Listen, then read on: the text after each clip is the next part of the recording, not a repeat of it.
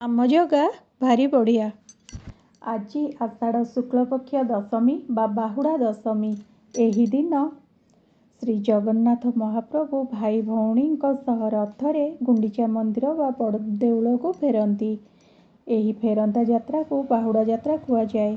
श्री विग्रह मानक फेरंता रथ यात्रा को बाहुड़ा बा दक्षिणाभिमुखी यात्रा मध्य कुहाଯାए। अर्थात नवम दिवस देवता मानक रथरे अधिष्ठित कराइबे। उक्त दिन प्रातः काल अंततः समृद्धिमान अटे। से दिन विष्णुंकर पालित दक्षिणामुखी यात्रा अत्यंत दुर्लभ। स्कंद पुराण अनुसार श्री विग्रह फेरंता रथ यात्रा को बाहुड़ा यात्रा बोली कुहाଯାଏ। ଏହା ସହ दक्षिणाभिमुखी यात्रा मध्य कुहाଯାଏ बोली पुराण रे वर्णित अछि। तेबे महाप्रभुଙ୍କ संपूर्ण यात्रा को तीनोटी अंग भावे धरा जाइछि, यथा रथयात्रा, गुंडीचा मंदिर रे वास द्वितीय अंग एवं बाहुड़ा यात्रा अर्थात शेष अंग रे वर्णित करा जाइछि। पूर्वक श्रीमंदिर को बाहुड़ा विजे पर्यंत तृतीय अंग। शास्त्रीय वर्णना अनुसार रथयात्रा समय रे प्रभु माने उत्तराभिमुखी होई यात्रा करुथिबा समय रे सेमानंकु दर्शन कले जेउ फल मिले, बाहुड़ा यात्रा रे दक्षिणाभिमुखी होई यात्रा करुथिबा बेले ठाकुर मानंकु दर्शन कले ठीक सेही परि फल मिलिथाए।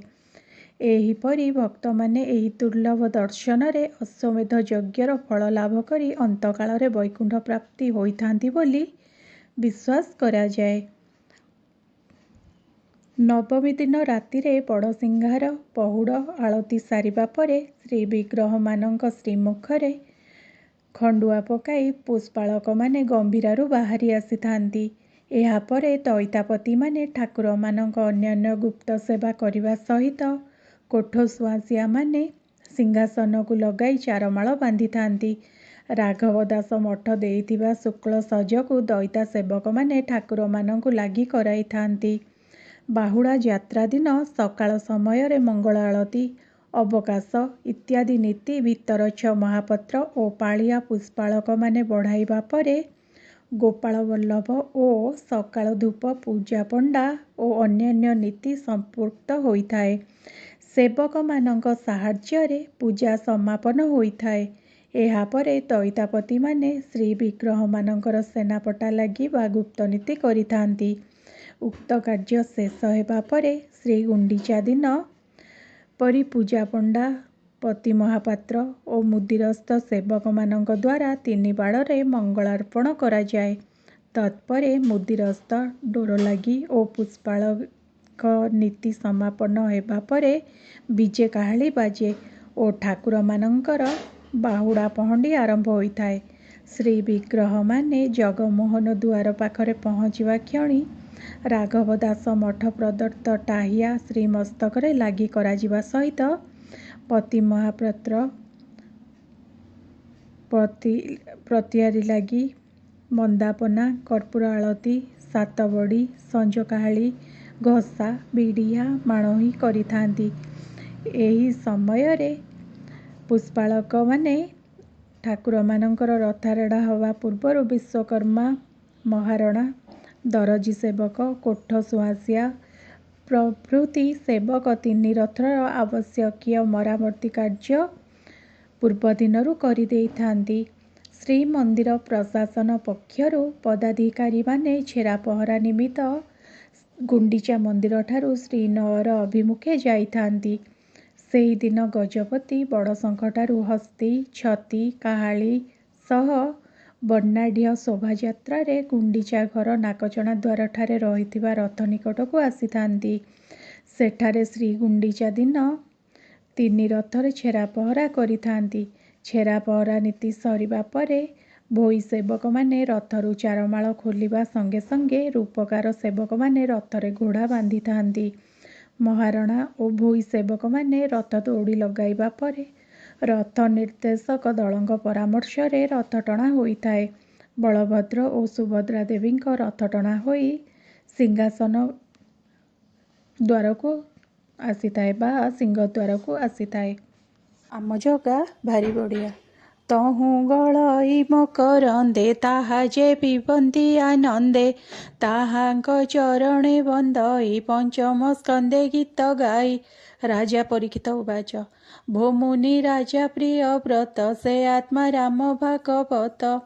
ଗୃହେ ରମିଲା ତାର ମନ ପ୍ରାରବ୍ଧ କର୍ମରେ ବନ୍ଧନ। ନିଶ୍ଚୟ ମୁକ୍ତ ସଙ୍ଗ ଯାର ଏ ମନ୍ଦ ପ୍ରାଣୀମାନଙ୍କର। କିମ୍ପାଏ ଗୃହେ ମନେ ରହେ ଭୋ ମୁନି ଫେଡ଼ିବା ସନ୍ଦେହେ। ନିଶ୍ଚେ ମହତ ଲୋକଙ୍କର ଉତ୍ତମ ଶ୍ଲୋକ କଥା ସାର। ନିବୃତ ଚିତ୍ତ ସେ ହୁଅନ୍ତି ସେ କିମ୍ପା ବ୍ୟର୍ଥ ଆଚରନ୍ତି। ସେ ମୋତେ ସଂଶୟ ବହୁତ ଯେ ପ୍ରାଣୀ ଗୃହେ ମୋହ ଚିତ୍ତ। ପୁଣି ତା ମତି କୃଷ୍ଣ ଠାରେ ହୋଇଲା କେମନ୍ତ ପ୍ରକାରେ।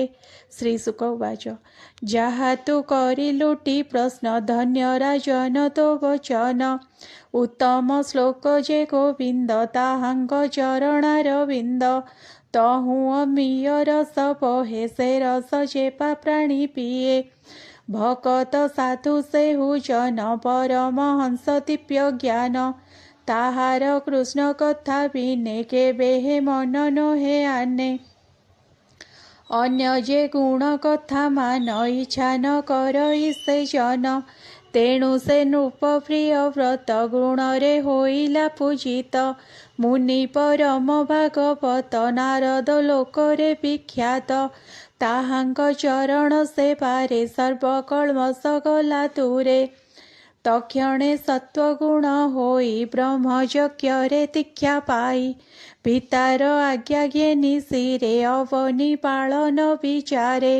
ତେଣେ ନଇଛେ ନୃପବର ଉତ୍ତମ ସତ୍ୱଗୁଣ ତାର। ଅଖିଳ ଲୋକଙ୍କ ଜୀବନ ଅନାଦିନାଥ ନିରଞ୍ଜନ। ତାହାଙ୍କ ଚରଣାରବିନ୍ଦେ ଚିତ୍ତ ନିବେଶି ଅପ୍ରମାଦେ। ପ୍ରବୃତ ସଂସାର ବେଭାର ତହୁଁ ମନକୁ କରି ଦୂର। ନିଶ୍ଚୟ ଜାଣିବରା ଭବ ଇଚ୍ଛଇ ନାହିଁ ରାଜ୍ୟ ଲାଭ। ଏଥି ଉତାରେ ଭଗବାନ ଦେବଙ୍କ ଯେ ଆଦି କାରଣ। ରାଜାର ଗୁଣମାନ ଘେନି ଜନ କୁଶଳେ ଆତ୍ମଜୋନି। ନିଗମ ନିଜ ଗଣ ଲଇ ଭୁବନ ଅଇଲେ ଗୋସାଇଁ।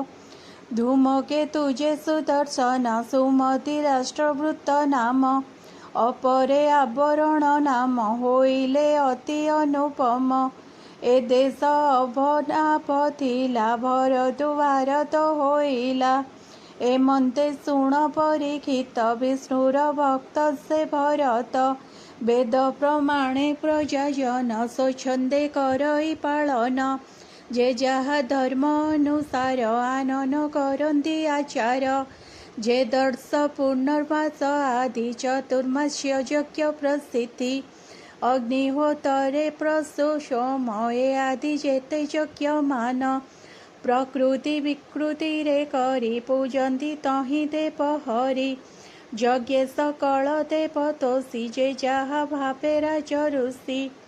ନାନା ଯଜ୍ଞରେ ସେ ରାଜନ ସନ୍ତୋଷେ ପୂଜେ ଭଗବାନ। ସର୍ବଦେବତା ମୂଳ ସେହି ଅଶେଷ ପ୍ରଭୁ ଭାବଗ୍ରାହୀ। ଅଖିଳ ଦେବଙ୍କର